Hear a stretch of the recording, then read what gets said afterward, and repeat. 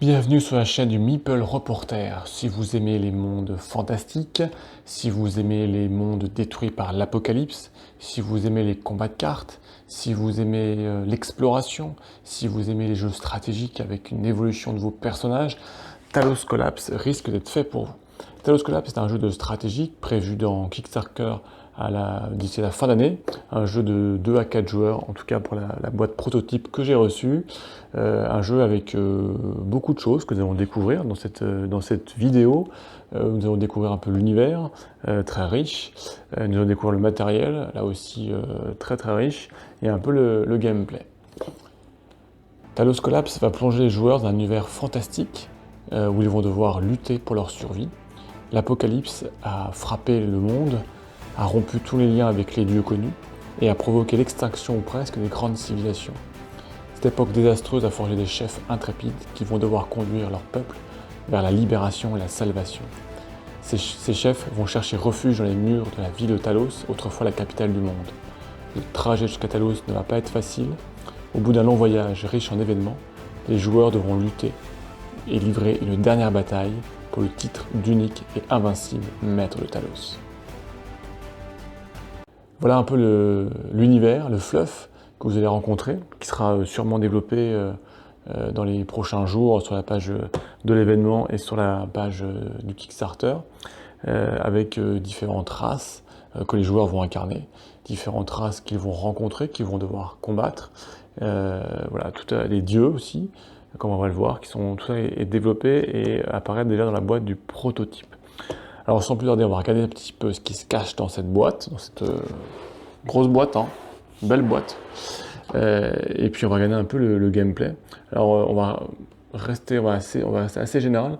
C'est un jeu vraiment expert qu'il faudra sortir pour des grandes soirées de jeu. Il faut compter 1h30, 2 heures, voire un peu plus pour la première partie, pour la mener jusqu'au bout.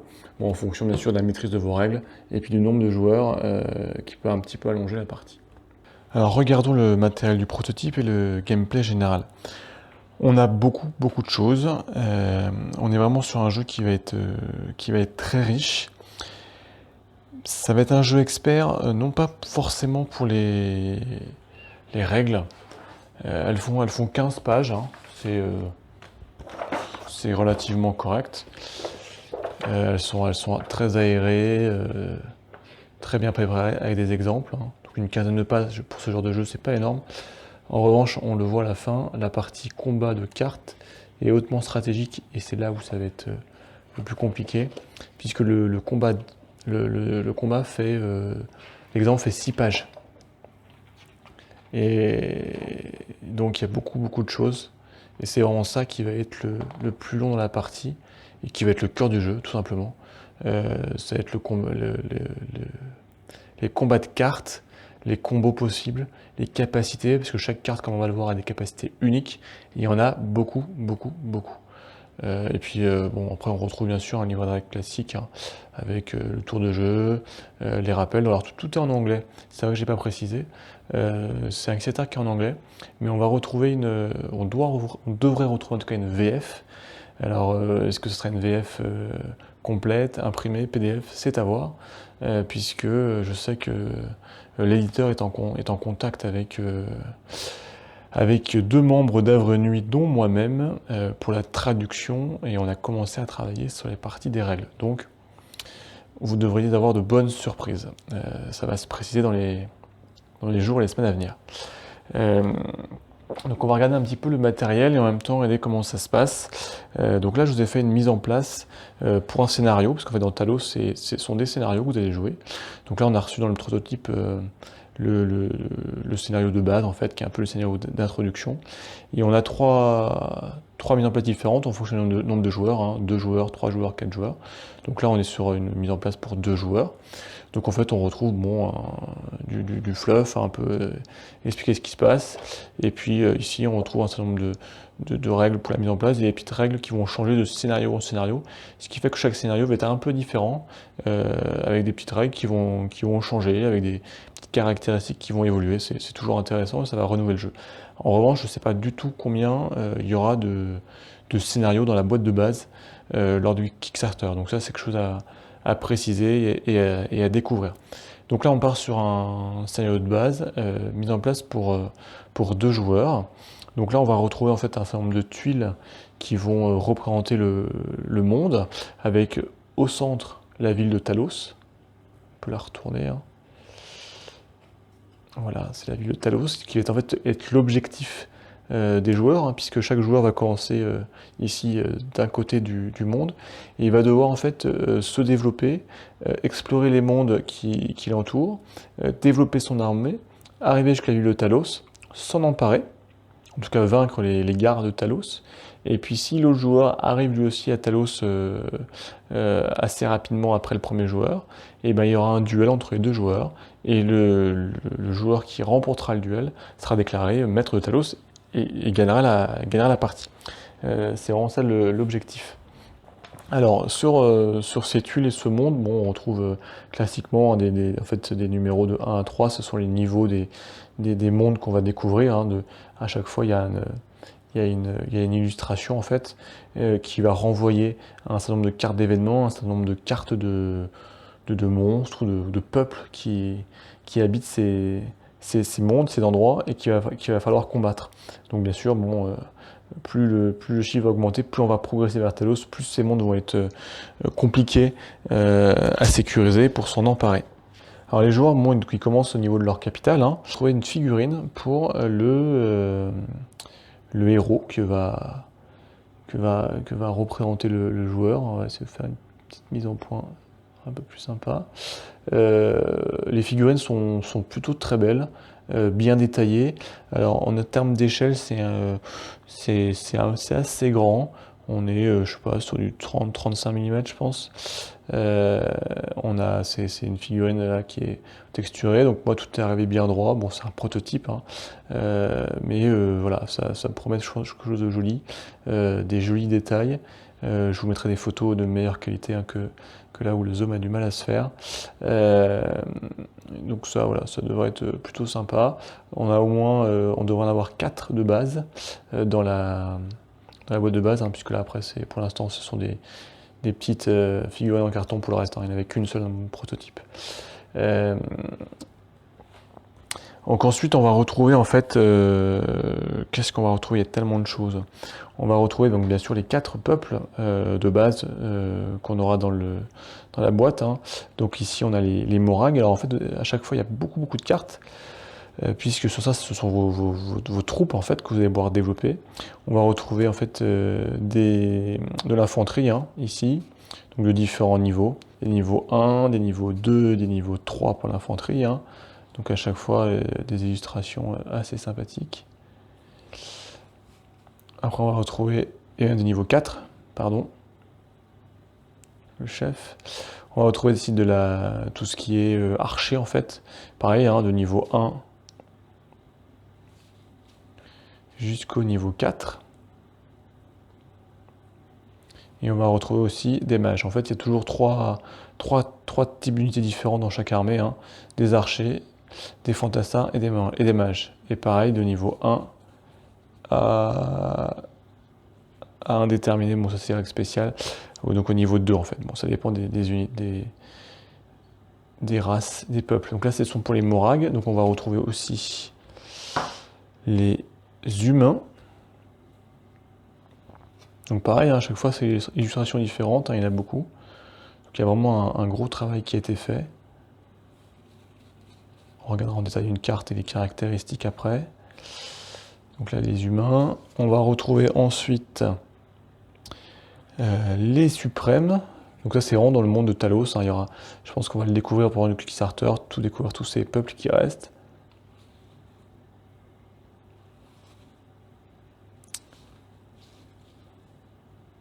Alors, il y a certains peuples qui sont plus orientés mages, d'autres plus archers, plus infanterie. Voilà, c'est chacun un peu leurs caractéristiques différentes. Et le 4e qu'on aura, ce sont les nécromanciens, les morts vivants. Donc là, on commence avec un squelette. Voilà, donc pareil, hein, les archers et les mages.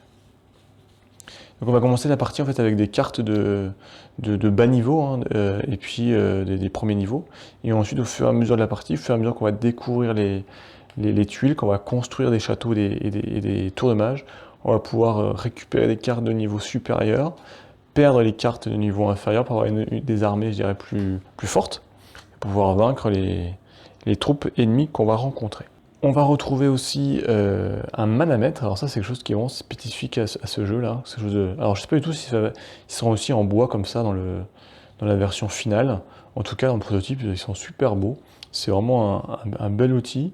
Alors, au début, c'est vrai qu'on se demande un peu à quoi ça sert. Il y a tellement de choses. En fait, ça vous permet de suivre plein de choses. Ça vous permet ici là, de suivre les tours de jeu, ce qui est peut-être important. Ça vous permet de suivre un peu les points que vous avez récupérés, des points dans différents domaines. Hein, si vous êtes plutôt des premières décisions d'un homme bon, d'un homme maléfique, ou plutôt neutre. Voilà. Ça vous permet de mesurer les points ici, si j'y arrive. Voilà. Ici, un peu les différents points. Et en fait, les points que vous allez pouvoir consommer. Oui. C'est très. En même temps, voilà, on arrive à tout suivre avec un seul outil. Alors, bon, on aurait pu avoir un plateau de joueurs, on aurait pu avoir d'autres choses.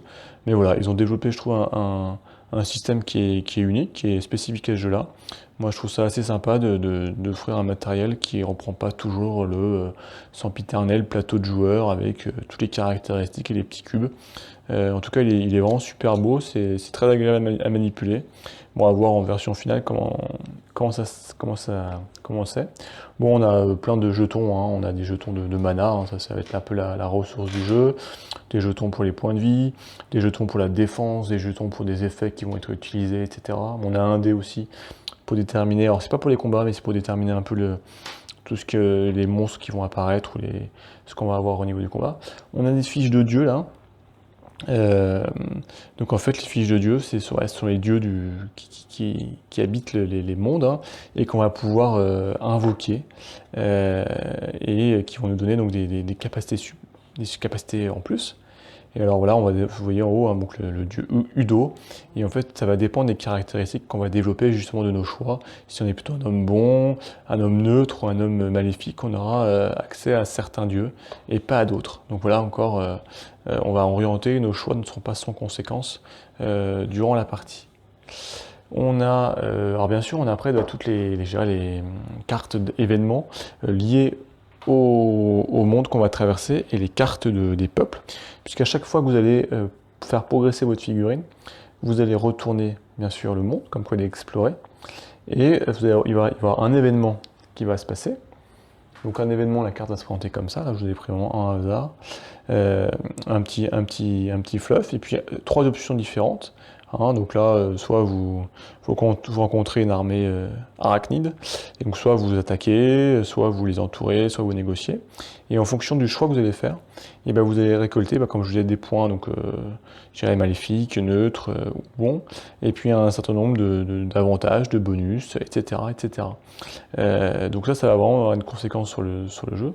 Là, il y en a vraiment beaucoup par monde, hein, et puisque par exemple là, si on prend un des mondes, on a déjà une dizaine de cartes événements différents, sachant que vous avez 9 mondes différents, ben voilà, c'est autant de cartes événements différents, donc environ plus d'une centaine déjà. Et puis on va donc trouver les peuples qui habitent ces terres et que vous allez devoir combattre pour sécuriser ces terres et vous emparer. Donc là, vous serez sur les terres des arachnides. Hein. Donc là, on retrouve pareil des troupes d'infanterie de différents niveaux. Donc ça va être déterminé en fonction justement du dé, savoir le nombre de troupes, savoir combien de troupes vous allez rencontrer, des élites, et que vous allez devoir combattre pour pouvoir vous emparer du monde. Donc là, on a un autre monde, Magnarialm.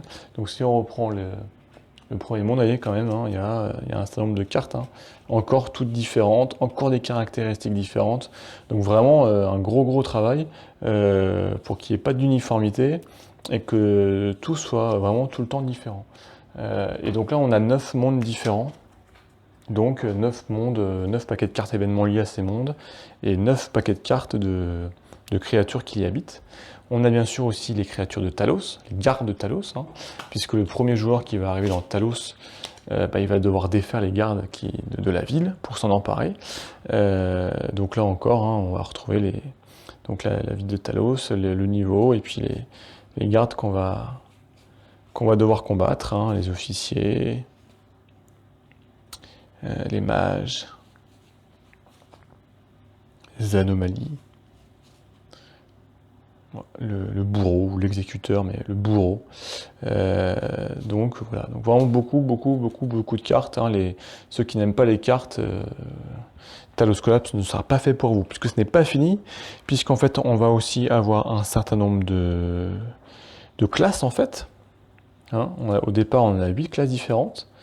Le combattant qui va vous donner une capacité supplémentaire, hein, le stratège, le médecin, si je peux dire, l'archime, le mage, l'aventurier. Donc en fait, au début de partie, vous allez choisir donc une race, hein, donc les humains, les suprêmes, les nécromanciens ou les morags, qui vont donner accès à un certain type d'unité. Vous allez ensuite choisir une classe, hein, donc là, qui vont venir modifier, vous donner une capacité supplémentaire. Et ensuite, il va avoir par un système de draft, il va avoir vous allez choisir encore des nouvelles capacités. Vous pourrez avoir 5 capacités au maximum de la partie. Hein. Donc là, en fait, il y a une quarantaine de différentes qui viennent encore vous donner d'autres possibilités, des réductions de coûts de bâtiment, des troupes améliorées, etc., etc. Il y a vraiment beaucoup de choses. Et donc là, c'est vraiment par un système de draft. En fait, on va distribuer des cartes aux joueurs. Certaines vont être mis aussi dans le pot commun devant nous. Et puis chacun à son tour va pouvoir choisir un certain nombre de cartes avec un maximum d'un coût de 5. Pour pouvoir constituer, je dirais, notre personnage, notre race, notre classe, ce qui nous caractérise, puisqu'on pourra aussi, en cours du jeu, acquérir d'autres capacités en fonction des points qu'on va justement acquérir je dirais, bons, maléfiques ou neutres. On va pouvoir les dépenser pour pouvoir récupérer encore beaucoup de changer nos capacités toujours. Vraiment, c'est un jeu où il y a vraiment beaucoup de capacités différentes. Donc je dirais les combinaisons sont quasi infinies. Donc une rejouabilité qui va être très forte. Alors voilà, au niveau du gameplay, au niveau du matériel, pardon, il n'y a que beaucoup de choses. Les cartes, je ne les ai pas comptées, mais il y en a plusieurs centaines déjà juste dans le prototype. Je parle même pas des stretch goals éventuels, des extensions, etc. Des figurines, voilà, 4 figurines, hein, c'est pas un jeu de figurines, c'est vraiment un jeu de cartes. Les figurines sont là pour, je dirais, mettre en avant le héros, donner un peu du volume au jeu, mais le cœur du jeu c'est vraiment le jeu de cartes et la partie combat qu'on va voir après.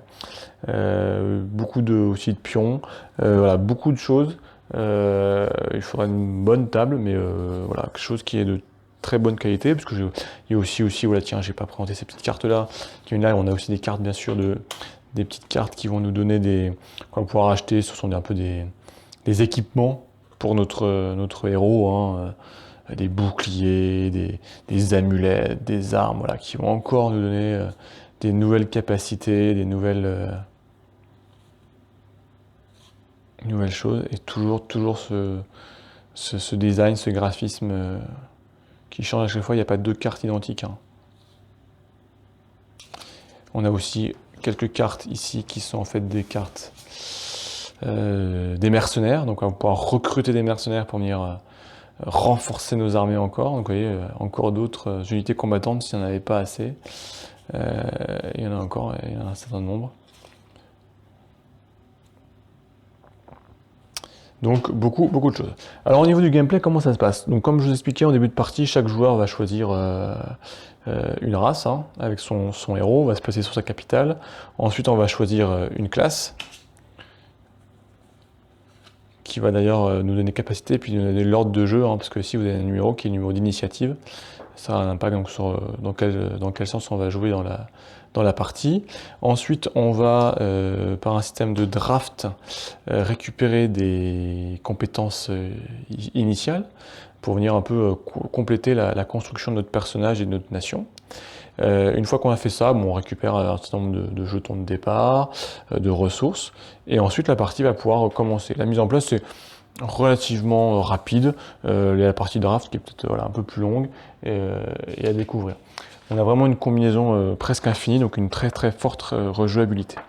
Alors au niveau de la partie, ça va se jouer en 4 phases.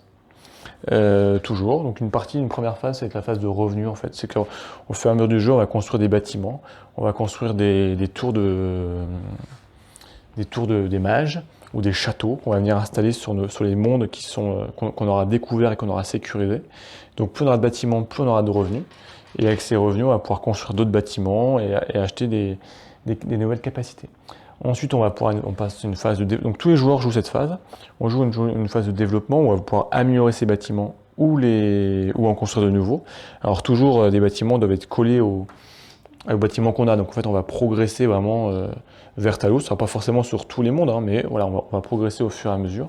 Il va falloir trouver un équilibre entre aller vite vers Talos, puisqu'à partir du moment où un joueur arrive dans Talos, il y a un compte à rebours le premier joueur, il y a un compte à rebours qui va se lancer, ou construire et aller peu à peu pour avoir vraiment une armée développée et très forte. C'est un équilibre à trouver.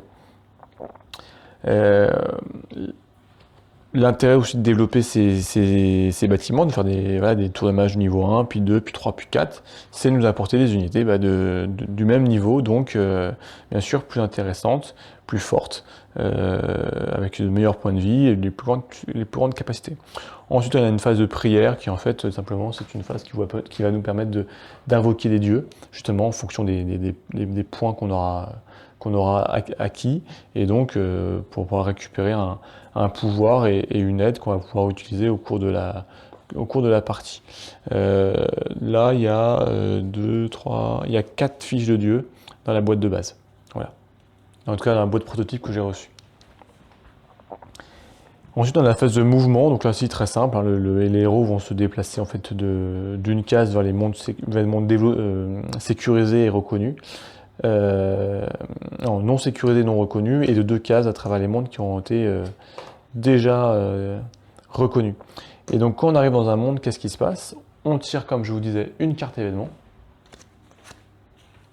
Ceci par exemple.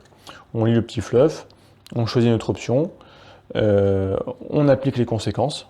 En fonction de l'option qu'on a choisie, donc des points de personnage, ça peut être des conséquences favorables ou défavorables. On applique tout ça et ensuite, à chaque fois, on va lancer le dé et en fonction du niveau du monde où on se trouve, en fonction du résultat qu'on fait, on aura un certain nombre de cartes ennemies qui vont être tirées et on va rentrer dans une phase de combat. Et alors là, il va falloir réussir à défaire le peuple qui habite ce monde-là pour s'emparer du monde, le sécuriser et ensuite le développer au tour suivant. Et alors cette phase de combat, c'est vraiment le cœur du jeu. D'ailleurs, en fait, vous voyez qu'on va combattre, mis à part qu'on va dans Talos, on va combattre des peuples qui sont aucun des joueurs. Dans la règle, il est conseillé que tous les joueurs jouent leur combat en même temps, simultanément, parce que ça va être assez long et qu'il n'y a pas de temps mort. Alors comment va se passer un combat? On va regarder. En fait, un combat, vous allez récupérer un plateau. Voilà, qu'on va mettre là. Tac, on va pousser le matériel. Voilà, un plateau. Sur ce plateau, vous allez avoir des emplacements pour vos cartes. Ici, ça va être le camp du joueur. Là, ça va être le camp des peuples de l'adversaire. Vous allez donc lancer un dé. Ce dé va vous déterminer le nombre de troupes ennemies que vous allez devoir combattre. Donc ces troupes ennemies vont être déployées. Hop là. Vont être déployées ici. Donc là, j'en mets un peu au hasard, mais elles vont être déployées de leur côté. On va prendre 3. Vous-même, vous allez piocher, en fait, vous avez donc une réserve dans votre réserve à vous. Si je joue les suprêmes, j'aurai un certain nombre de cartes en réserve en fonction du nombre de châteaux et de tours que j'aurai construites, que j'aurai développées. Donc je choisis le nombre je choisis mes cartes, celles que je vais pouvoir engager, sachant que quand elles sont engagées au combat, voilà, elles seront engagées jusqu'à la fin du combat. Peut-être qu'elles seront blessées au cours du combat. Donc je choisis mes cartes. Je vais moi aussi les déployer. Alors, chose importante, et là il y a une première chose importante, c'est pour le déploiement, c'est qu'une carte, bien sûr, les archers et les mages peuvent attaquer au-dessus de vos propres troupes. En revanche, l'infanterie ne peut pas attaquer si elle se trouve derrière une de vos unités. Et vous allez attaquer uniquement les unités qui sont sur la même colonne que vous ou adjacentes. Donc les unités du milieu vont pouvoir attaquer les premières unités qui se trouvent ici, les trois, mais ici une carte d'infanterie par exemple ne pourra attaquer cette carte-ci, ne pourra attaquer que la carte qui se trouve là ou celle-ci. Donc voilà, donc il y aura un placement à avoir, à déterminer. Pour pouvoir faire la phase de combat. Et ensuite, on va jouer la phase de combat en fait, qui va se jouer unité par unité, en alterné entre les joueurs. Donc chaque joueur va déterminer quelle unité il va jouer. Donc elle sera utilisée, si je peux dire. Donc pour ça, en fait, quand il va attaquer, comment ça se passe?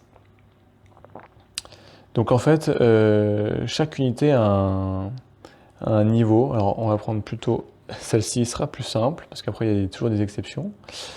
Donc en fait ici vous avez ici une ligne d'attaque, c'est-à-dire que en fait c'est le nombre de points de dégâts que vous allez faire en fonction du niveau de défense. Donc plus le niveau de défense est petit, plus vous allez faire de points de dégâts. Par exemple ici sur un niveau de défense numéro 1, vous ferez 6 points de dégâts, alors que sur une défense de 6, vous ferez qu'un seul point de dégâts. Ici c'est votre niveau de défense, donc elle c'est une défense de niveau 2. Ensuite, vous allez avoir ici une capacité unique. Donc là, c'est pour intercepter une attaque ennemie, par exemple, qui ciblerait une autre unité. Vous pouvez l'utiliser, mais une seule fois pendant le combat. Donc, à savoir, quand est-ce que vous allez l'utiliser? Là, vous avez le nombre de points de vie de l'unité. Et là, son type, hein, donc c'est l'infanterie. Donc, l'objectif, en fait, ça va être de déterminer quelle unité vous allez jouer, si vous allez utiliser ou non sa capacité, quelle unité vous allez viser, donc le nombre de points de dégâts que vous allez faire, vous allez les marquer avec les jetons. Si elle est détruite, bien évidemment, elle va être retournée. Quand l'unité a joué, elle est inclinée. Et après, ça va être au joueur adverse de jouer, et ainsi de suite. Si vous avez utilisé l'effet, on va le marquer. Il est utilisé, il sera plus disponible pour le reste de la partie. Et une fois que toutes les unités ont joué, le combat s'arrête pour ce tour-ci. C'est-à-dire qu'on va repartir sur la phase de revenu que j'ai expliqué au début, la phase de développement, de construction de bâtiments, la phase d'exploration, etc. C'est-à-dire que ces unités-là, elles seront au combat en fait, et vous ne pourrez pas les récupérer si vous devez aller combattre autre part. Une fois que le combat est terminé, les unités qui auraient été défaites de votre camp, eh ben, elles sont blessées, vous allez devoir les soigner en début de phase pour pouvoir les récupérer. Les autres unités retournent dans votre réserve. Si par hasard, si vous remportez le combat, bien sûr, vous gagnez aussi des avantages, vous gagnez des trésors qui vont encore vous améliorer. Vous gagnez des ressources aussi. Si par hasard vous avez perdu, eh ben, le monde est considéré comme non sécurisé. Hop là. Si on était ici, ce monde-là va être considéré comme non sécurisé. Il va falloir revenir sur ce monde pour le sécuriser, pour pouvoir vous en emparer, puisque vous pourrez construire des bâtiments, tours de mage ou châteaux, uniquement sur des mondes explorés, sécurisés. Et bien sûr, qui ne contiennent pas encore d'installation, je dirais, ennemie. Une fois que votre tour de mage ou votre château est construit, on ne peut pas les attaquer, on les laisse jusqu'à la fin de la partie. Voilà, on n'est vraiment pas dans un... Le but, c'est pas d'aller détruire le camp adverse. Non, le but, c'est vraiment de se développer. Donc pour ça, il faut explorer, construire de nouveaux châteaux, de nouveaux tours de mage pour développer son armée et d'arriver à Talos. C'est vraiment ça l'objectif, d'arriver à Talos, de combattre pour le premier joueur les gardes qui s'y trouvent. Et ensuite, quand le premier joueur est arrivé, il y a un décompte qui se met en place. Il faut que les autres joueurs arrivent jusqu'à ce monde-là. Donc si vous n'avez pas exploré les mondes, ça va être compliqué. Et quand ce décompte est terminé, il y a un duel entre les joueurs qui auront réussi à atteindre Talos pour déterminer, comme je vous disais, le unique vainqueur. Bon, voilà un peu le gameplay général. En fait, après, c'est pas très, les règles sont pas très compliquées. Une fois qu'on les a lues une fois, elles sont pas très longues. Non, ce qui va vraiment être long, peut-être un peu compliqué au début, c'est la multitude de capacités différentes, d'interactions que vous allez pouvoir avoir, de venir interrompre l'action ennemie parce que telle capacité va pouvoir rentrer en jeu. Donc c'est vraiment là où il va y avoir la partie intéressante, la partie stratégique et peut-être la complexité pour certains joueurs. C'est vraiment le cœur du jeu, c'est vraiment ce jeu de combat de cartes, les uns contre les autres. En tout cas, c'est un matériel très riche. Pour un prototype, j'étais très agréablement surpris quand je l'ai reçu. C'est presque un jeu en fait, un jeu qui est prêt à ta jouer là, avec un scénario. Mais voilà, le jeu est jouable pour des heures de jeu déjà, avec beaucoup de choses. Donc ça promet, je pense, une belle campagne Kickstarter avec du beau matériel, avec, si la campagne marche bien, sûrement des stretch goals, avec d'autres scénarios, des améliorations, des extensions, je ne sais pas, parce que là on est sur 2-4 joueurs, et peut-être une extension à 5-6 joueurs. Là ça ferait vraiment j'ai un peu peur en termes de temps de jeu, hein. Vraiment, je pense que 2 à 4 c'est vraiment le meilleur compromis. Je pense quand même le mieux c'est le 3 joueurs, ça permet d'avoir des interactions entre joueurs, mais parce qu'à 2 on va vraiment être dans une course poursuite, je dirais. À 3 on va pouvoir un petit peu quand même se bloquer en fonction de là où on se développe, jusqu'à Talos.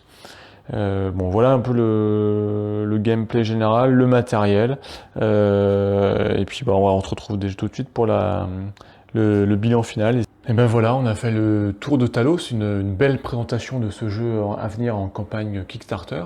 Ça va vous permettre de vous donner un petit peu une idée de ce jeu, savoir si vous intéresse, si vous allez voir pledger et suivre cette campagne.